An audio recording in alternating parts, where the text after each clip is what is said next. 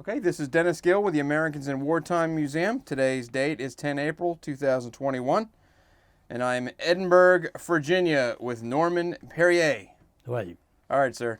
If you could tell us a little bit about yourself, where did you grow up? Where were you born? Things like that. I was born in the big town of Altona, New York, on the dairy farm, what they call Alder Bend Road.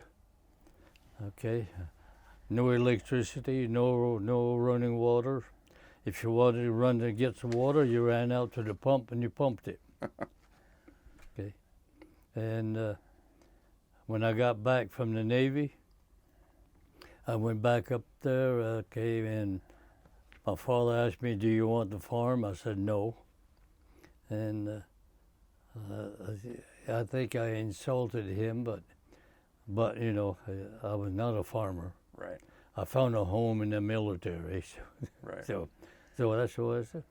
So you served during World War II? What? You served during World War II in the Navy, correct? Yeah. Okay. Were you in the Navy prior to the war beginning? No, because I was only 17. Okay. See, Can you the Navy took me. The Navy took you. Yeah. Tell us about what you were thinking when you heard about Pearl Harbor.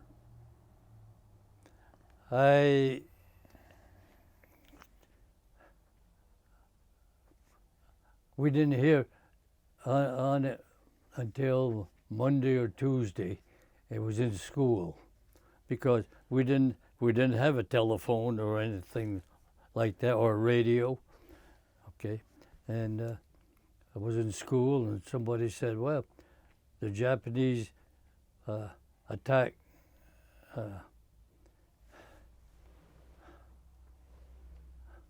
Pearl Harbor." I said, "Where's Pearl Harbor?" They said, "Well, it's in Hawaii." I said, "Well, where's Hawaii?" They said, no, because we were not well informed as to what was going on, because we didn't know. The whole area was just little farmers. Okay. Right. You know, they might have maybe a dozen cows. Most of them had maybe 5 or 6. Okay. Okay. And there were milk cows, and they would ship it to the creamery. Okay. In the wintertime. Okay. From Thanksgiving in the wintertime, they would not plow the roads until Easter. Yeah. So everybody had horses. Right. Okay. So if they wanted to go shopping, they did. They told whoever was going to the creamery. Okay, there was a grocery store there, and people trusted each other. Okay, they said, my mother said, "Well, I don't need butter, I don't need milk, because we have our own." Okay, but flour and sugar and tea. They drank a lot of tea up there. So Right. I was about 10 miles from the Canadian border. Our primary language was French. My father knew some English because he was born in 1977. Okay, and they all spoke French back then as well. Mm-hmm. But when they started school, it was an English-speaking school. Right. There were about 40 kids in it and one teacher. My father had a little problem with kids to learn English because we didn't use it at home. Right. Yeah. Why did you join the Navy? I was getting fed up with working 24/7 on the dairy farm. Okay, I was just, I was 14, 15 years old. Right. I was born there. Okay, and I lived there for 17 years. Okay, and when the war came along, I was old enough to go. I had 2 brothers in the Army, so I said, "Well, I'm going to. I think it's just a spur of the moment. So I think I'll go to Plattsburgh, Right. okay, the recruiting office, and see if they'll take me. I'm 17 years old now. Okay, so I went down and they accepted me. Good. And in March, latter part of March, 1944, they shipped me to Sampson training base in one of the Finger Lakes. From there, they sent me to, the Navy sent me to Miami, Florida. I've never been out of the state of New York. that was no good, quite interesting. Okay. Walk down the street. Okay, if you could get the time off, okay, you walk down the street. There was a cute little gal there with a chair and a small table and squeezing orange juice, okay, out of oranges, okay, and for a nickel you got a glass of orange juice. I was telling my wife that. I said, that's the reason I'm going back to Florida. I want to go back and see that cute little girl. She said, that cute little gal is a grandmother now. Yeah. Right. It was, you know, and we were there about maybe 3 weeks. Then one morning about 6 o'clock, they came out, they said, pack up, you're leaving. So, well, where are we going? They said, you'll know when you get there. So they had a troop train ready to go. So we got loaded up. I forgot how many of us, there are hundreds of us, and shipped us out to most of us got to New Orleans, Louisiana, okay. And the Todd Johnson dry dock, the ship that I was going on, it's a new ship. It was still in dry dock. They were just finishing putting it together. Right. So I stayed there, and finally the ship was ready to leave. They flooded the dry docks, started the engines, made sure the engines were working. Then they towed us out in the Mississippi River, okay, and they turned us loose. Yeah, after they had the engine going again, okay, and made sure everything was working good, and it was okay. There's a few glitches, but you know, it's something new that happened. Then they took us down into the bayous, okay, and we loaded ammunition all one night by hand.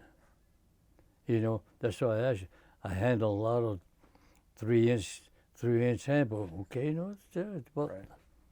and a lot of 20 millimeter. Hey, we had 12 20 millimeter on it and 4 3-inch. We were loaded. You know. What was your job in the Navy? I had to learn how to handle all the guns, but that was a primary mission. Okay, it was. But sometimes we were on watch, 24 hours. Right. Because we went to Johnson Island, Palmyra, Ulithi, Eniwetok, Castle Road, the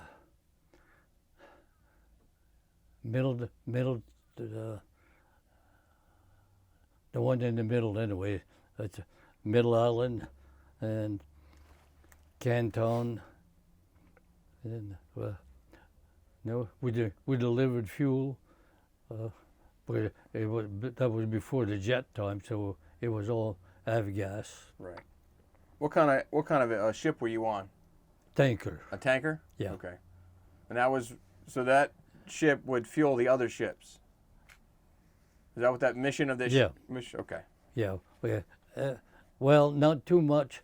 It was mostly islands, okay, where they had airplanes. Okay. Okay. and they needed avgas. Some of those islands weren't completely secured yet, so it was a little bit hairy by time. And you were in the Pacific? Yeah, Okay. they called it Asiatic Pacific. The Navy did anyway. Okay. But in October 1944, we were into invasion of the Philippines. There were two invasions there, Ulithi and then Weetalk. Okay. I was in Ulithi. Okay, when General MacArthur came wading in. Right. Yeah. Okay. He was back. Then from there, we went back to. That's when the U.S. determined that we were going to attack Japan. So we went back. We converted over to diesel fuel from avgas. Okay. We still have one tank. We had 8 tanks to hell. 2,000 barrels of whatever fluid we were at. Right. So we had avgas, diesel, kerosene, and motor oil, and I forgot there was a couple other stuff that some of the ships used, not on the big engine, because the big engine, like destroyers and battle wagons and so forth, they were using different types of fuel than we were handling. We couldn't handle that type of fuel because they had to have heat. Right. Do you remember your first time in combat? Did you ever have any times where the Japanese attacked your ship or any of the ships that you were with? Oh yeah, that happened numerous times. Okay, but we were in convoys. Right. Okay, and in the convoys, okay, the Japanese were after the bigger ships than we were because we were only 310 feet long. According to Tokyo Rose, we were sunk twice. It surprised us the first time, because we just look at each. What do you mean we were sunk? Okay. Right. And then whoever was on the radio called back. He said, "Well, don't take it too serious. They'll be back." Right. They were. What was the name of your ship? Kishwaukee. Dishwaukee? Yeah, Kiswaukee. Okay.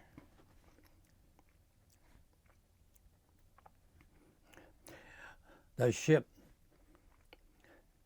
was still in the Pacific.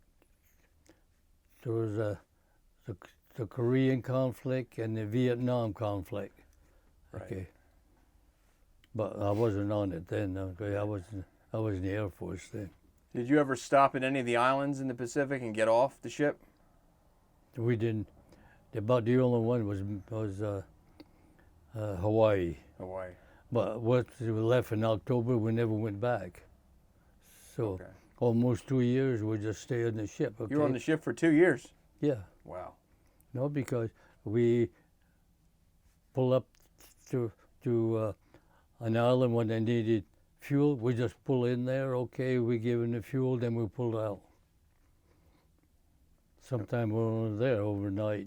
Okay, or during the day. Hawaii was a little different when we were there because when we went in to load, fuel, the skipper either port or starboard, port side would go for 6 hours in Hawaii, then they had to be back by 6 o'clock in the evening, then. And as soon as everybody was on there, we were loaded up, we left. The next time we came in, the the opposite side, the starboard side, went in for 6 hours, and that was it. Right. But after October, I forgot what date it was anyway, we left. We never went back. We just stayed on the ship. Right. Right. Yeah. What did you do on the ship? What were your duties? Whatever the chief said, okay, if we were not in a battle zone, okay, we chip paint, okay, we wire brush the area, we put red lead on it, okay, and then we put whatever the color, but the ship was camouflage. Right. And there were maybe 4 or 5 different colors, okay. But we didn't do anything oversized. It was just, hallways and wherever topside that needed rust removed. That's what we did. But that wasn't too many times, because a lot of time you pull 8 hours shift doing that, and then you were on gun watch. We did that for 4 hours, and the rest of the time we slept. So did you man a gun? Oh yeah, everybody had to be efficient on 20 millimeter and 3-inch 50s. Okay. And we had 12 20 millimeters, I mentioned before, and 4 3-inch. It took 7 people on each 3-inch. I don't know if you're familiar with them. Right. No, they came out later on that got the automatic, because this was the automatic. And these were anti-aircraft guns? Yeah. Yes. Okay. And, well, it all depends on the 3-inch. Okay, 3-inch one time. Well, I'm getting too far ahead here, but after we pull out of the Philippines, we pull back. Okay, we converted over to diesel fuel. Okay, and because there was a big convoy getting ready to go to Okinawa, and we hit Okinawa Easter Sunday, 1945. That was another story there. Do you want to tell it? I saw too many dead Americans. Right. It still bothers me. Yeah. Like last Sunday, okay, Easter, I was nervous all day, okay, and it still bothers me. I saw, like I said, some good men there, and not 1 or 2. I mean, there were dozens and dozens of them, okay, hundreds of them, okay. Some of them floating in the water, okay, face down. You know they weren't swimming.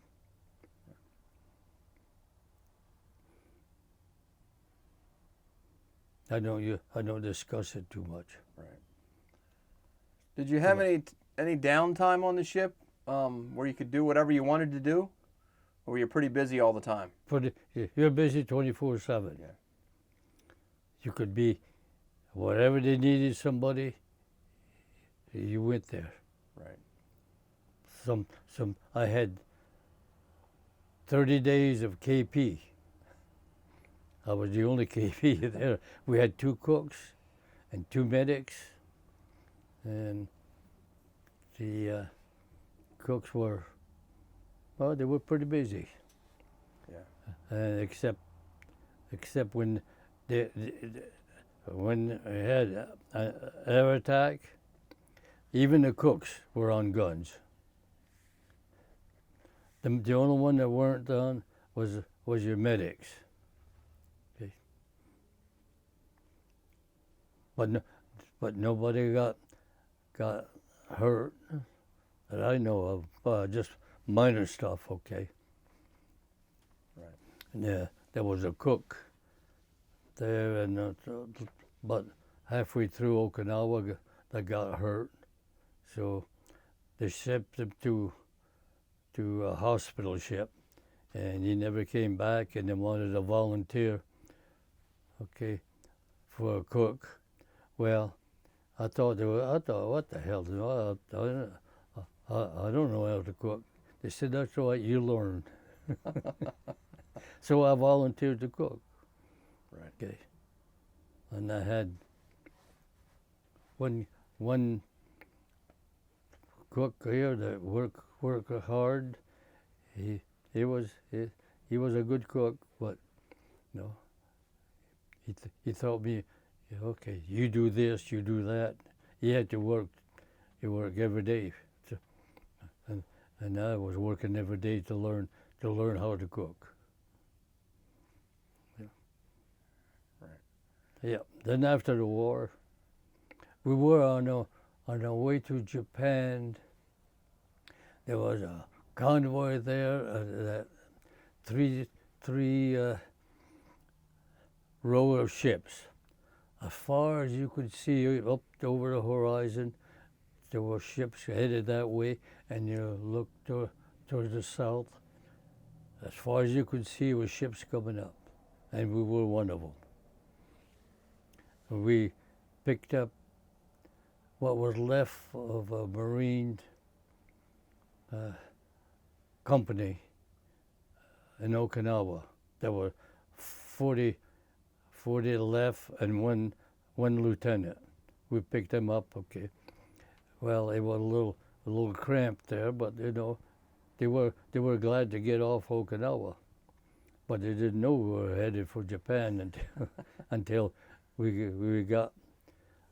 I forgot how many days it took that convoy to get everything lined up, okay, and then headed for Japan. So you guys were going to invade Japan. Yeah. That's what the convoy was for? Yeah. Okay. So you were on your way to Japan when they dropped the bombs. Oh yeah.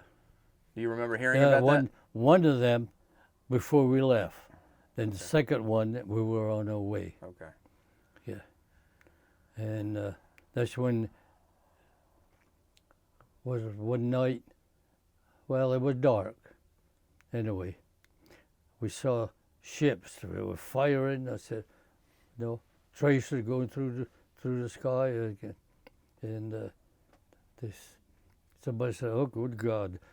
The Japanese attacked the front part. They're going to be back after us.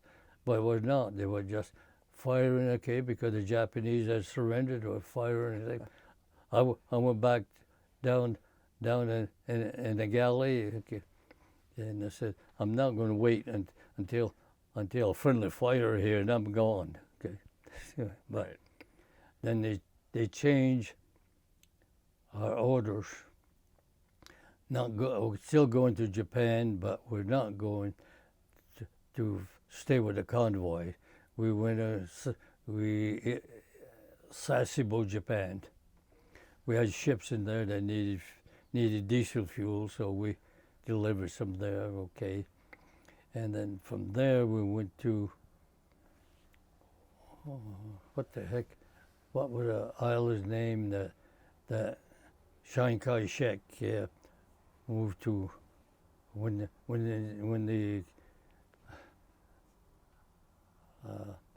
his enemies chased him out of China. He went there, okay. It's a big island. I forgot. I can't remember it anyway. And Tahiti, is it Tahiti? Is that an island? Could be right, yes. Okay. So you made it to Japan. Pardon? You actually made it to Japan? Yeah. Did you get off the ship in Japan? Not until No. we serviced all the other ships, okay, and then they would have left just maybe half a dozen or a dozen, okay, to go out for a couple of hours and come back. But it wasn't very pleasant. No. There was a lot of damage. So you actually got off the boat in Japan? Yeah. You did? Yeah. Okay. We walked around. Okay. It felt pretty good to walk on land rather Right. than the steel deck. I'm sure it did. Did you get to interact with any of the Japanese people? Did you meet any of them? No, they weren't quite that friendly. There weren't that many around anyway.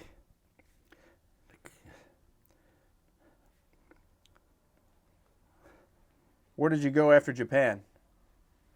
We went to Tsingtao, China.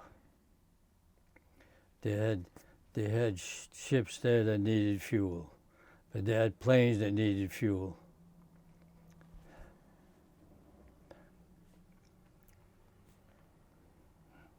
But we were a gas station. A floating gas station. Yep.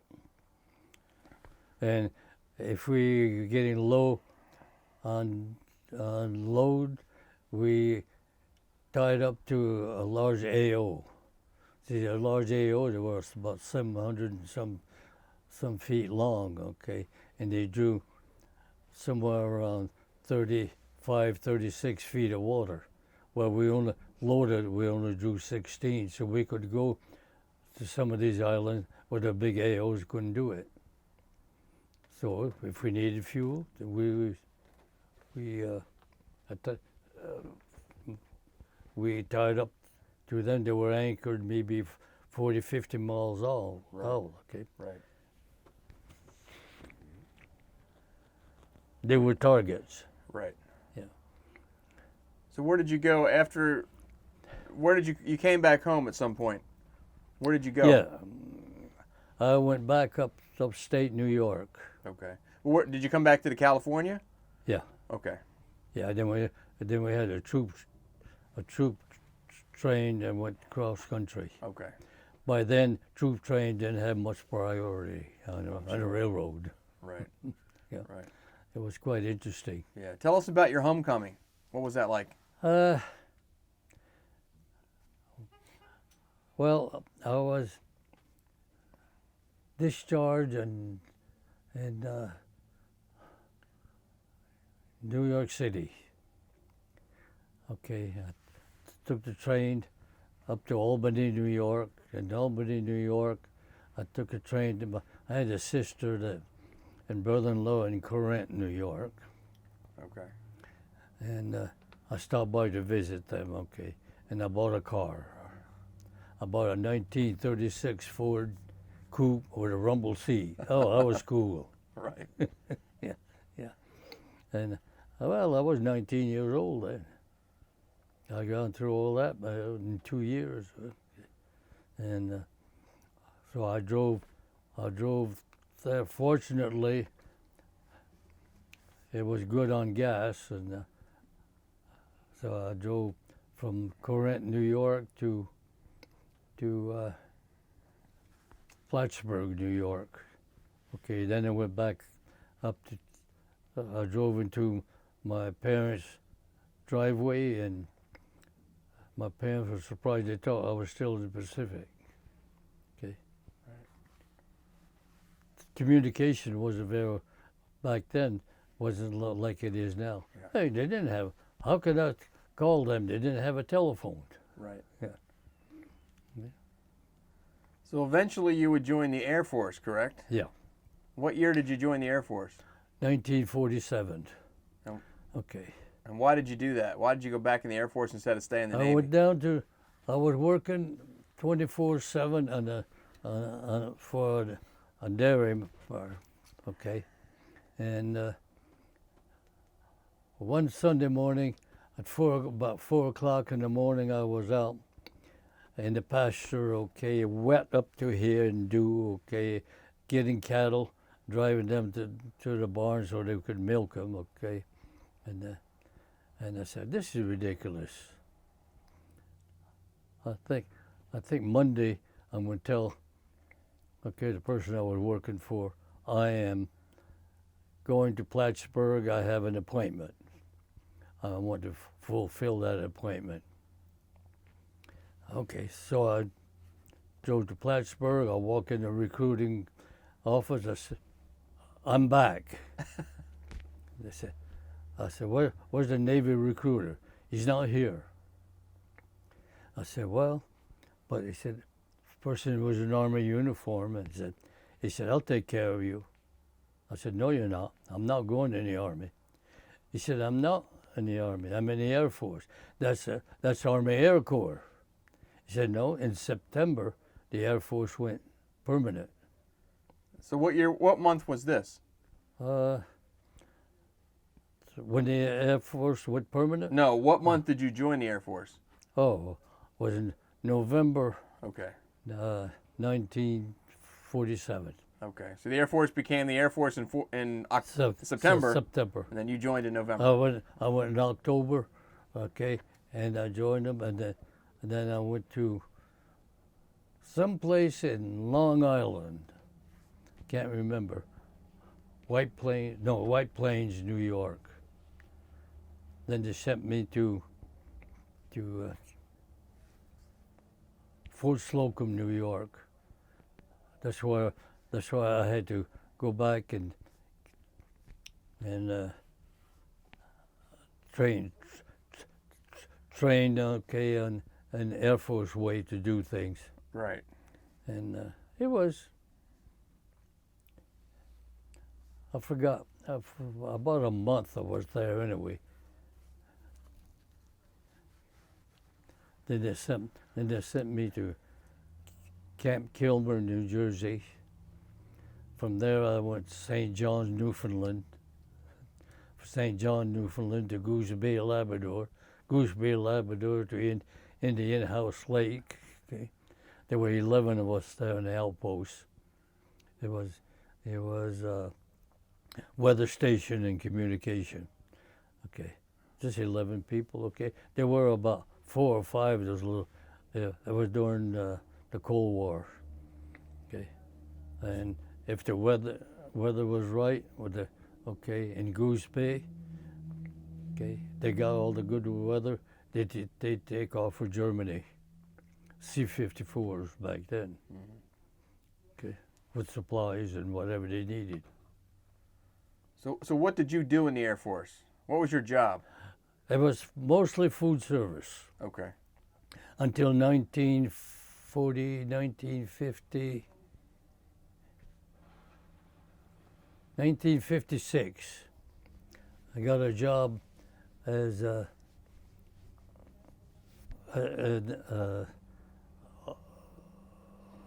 general's aide. Okay, and he was headed for Germany. And I've been back from the States since 1953, so I figure, well, I'm hot to some hot place. Okay, I was not enthused about going. The general said, well, come with me. So I did. Okay, took my family along. Okay, concurrent travel. That helped out quite a bit.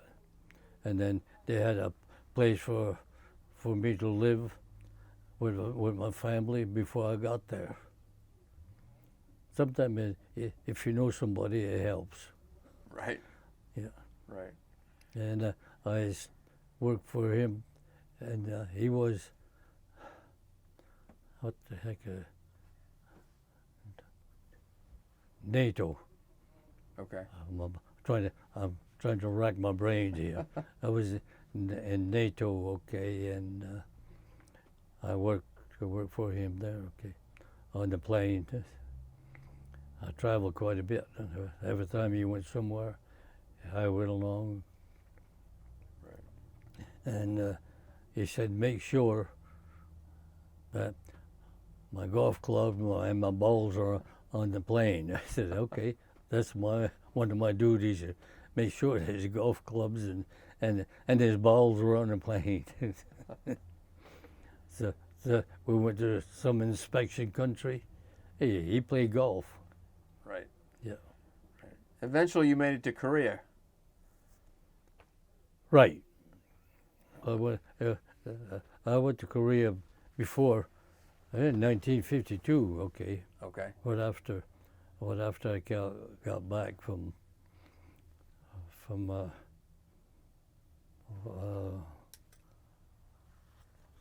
the heck did I say? Oh, Goose. After I got back from Goose Bay, I went to Middletown, Pennsylvania, Olmsted Air Force Base. They were reworking C-54s then. Okay, they would have been in the mothball. Okay, they fly them down there, and they were revamped. Okay, and sent back to wherever they needed C-54s. And back then, okay, there were a lot of C-54 in Japan because transporting supplies from there to well, what was the capital of Germany? In Berlin. Berlin, yeah. Berlin, yeah. I knew a lot of the pilots were making round trip there. Okay, no, Right. they were bringing supplies in there. Right. Oh yeah. So what did you do in Korea? To begin with, when I got there, we carried a weapon. Because when we landed in K-13, that's what they called it back then. Okay, you could hear the army. Okay, they were trying to take the capital of Korea back. Okay, Right. we could hear them going day and night, and the Air Force was building an airstrip, and I found out later that they were calling it Suwon. Okay. Okay, and they had runways down, but they didn't have any planes in there because we helped build revetments for the planes. Okay, out of bags of sand or dirt or whatever they brought us. We fill them up, okay, back in an area big enough so they could push the plane backwards in it. Okay. We did that for quite a while. Then they found out that I could cook, so they put me back cooking again. Do you ever cook in 37 field ranges? You ever see them? No. Back then, they were metal, about this square, okay, and about this high. There was a gasoline stove on the bottom. Okay, then there was a pot in the middle. Then on top was a aluminum pan with a cover. Yeah, and that you cook on that. Okay. If you got fresh food, you cook fresh food. If you didn't, you'd be surprised what some of those cooks could do with Right. dehydrated food Right. when there's nothing else. How long were you in Korea? 1 year. 1 year. That was a tour back then. Okay. Okay. Okay. If you survive. Right. Did you ever see combat or anything, or have anything like that happen? We a couple of times, okay. We were sleeping on the ground. Okay, and in tents. Okay, and there were about 12 men tent. I guess that's what they called it back then. Okay. I saw sometime in the morning. Okay, you look up, and little holes had materialized during the night. What, the size of a bullet? Right. That's close enough. Right. Yeah. It was not easy. My wife was a little bit upset, but if I got a letter from her, she said, "I know you'll be back. I know you'll be back." Well, I didn't want to disappoint her one bit. Right. So you were able to write letters back and forth while you were in Yes, Korea? if it was what they called it back then, victory letters. Victory mail. It's real, Yeah. real transparent. That's okay. And there was and it was inspected, okay, to make sure that you didn't give away, just like in the Navy, okay. Well, they say we'll give the position of the ship away. Well,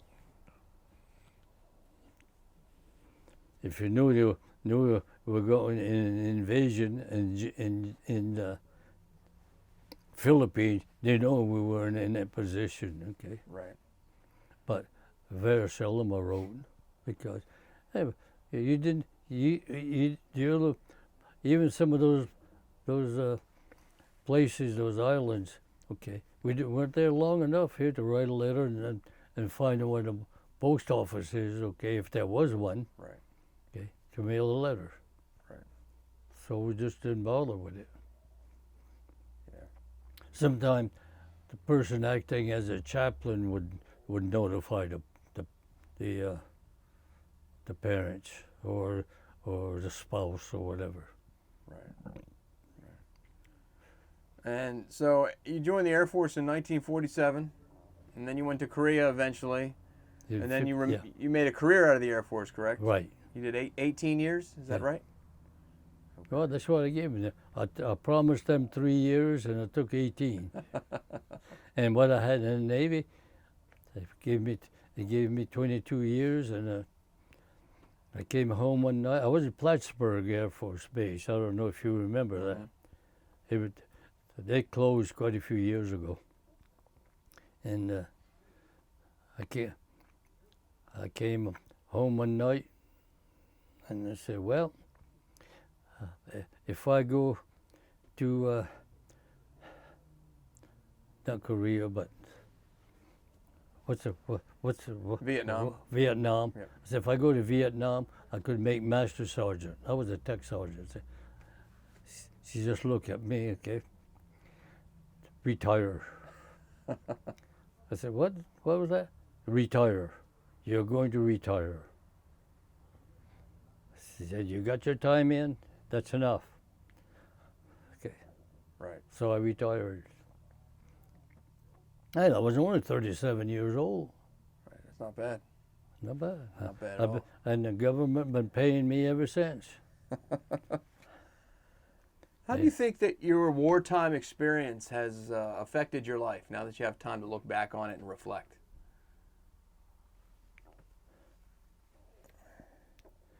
It made me take life more serious. Okay. Right. Yeah. I was interviewed about a month ago by some young lady here. She was putting in for some money from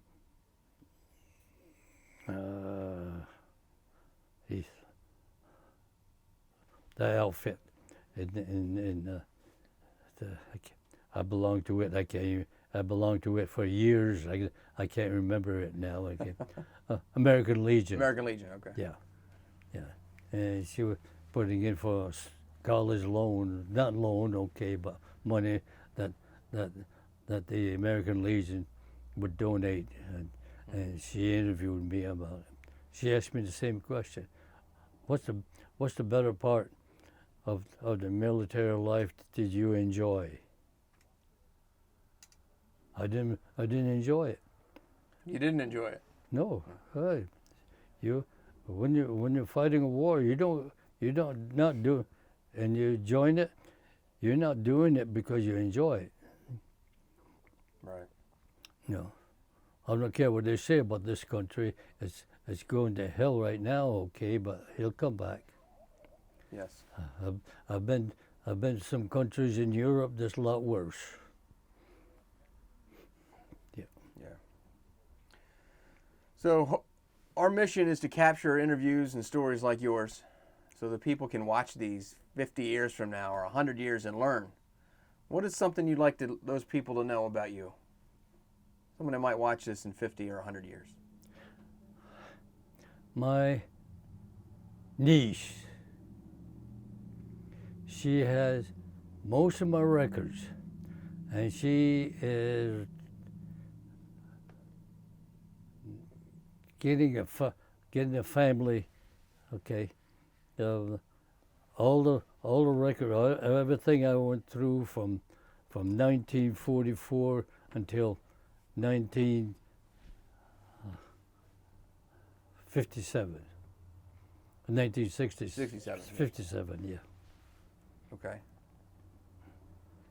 57, 67. Oh, I get my cipher in like Jethro. Yeah. Well, my mind is not like it used to be. It used to be pretty sharp, but now I have a pen. I start writing a check out, and what I have in mind and what I'm writing is not the same. Right. Hey, it's Yeah. it's not funny. Well, we're all going there. We're all there. Yeah. Are you proud of your service? Pardon? Are you proud of your service? I am. Are you happy you served? Well, I found a home there. Yeah. I wanted my kids to join it. I had one that joined the Navy, but they sent him to Charleston, Virginia, and put him on a submarine, and they were training him on the submarine. He said, I'm not going under the water. No way am I going there. Right. Yeah.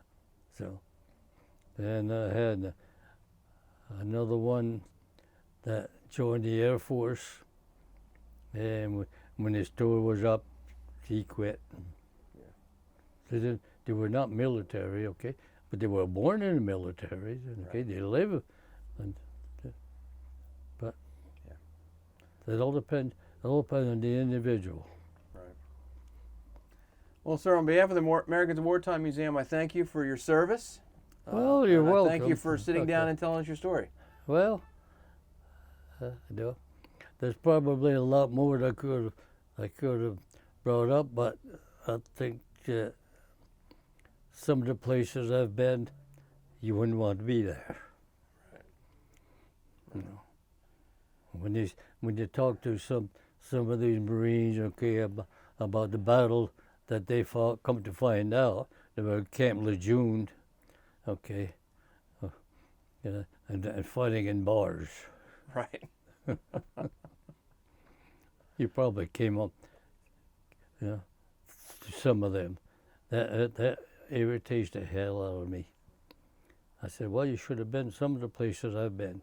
I said, you probably be face down in the water like some of the other Marines I've seen there. Right. Right. Oh, well. Well, thank you, sir. I appreciate you sitting down and talking to us. Pardon? I appreciate you sitting down and talking to us. Well, I'm glad, okay. I was a little dubious to begin with. I thought, they were just so open to, I didn't know all this, okay. Frank said, well, you're going to well, whatever this city is here anyway, and they want to talk to you, and that was it. Right. He didn't tell me what I was going to be involved in. Okay, nothing else. Well, I hope it was a pleasant experience. Oh well. Well, thank you.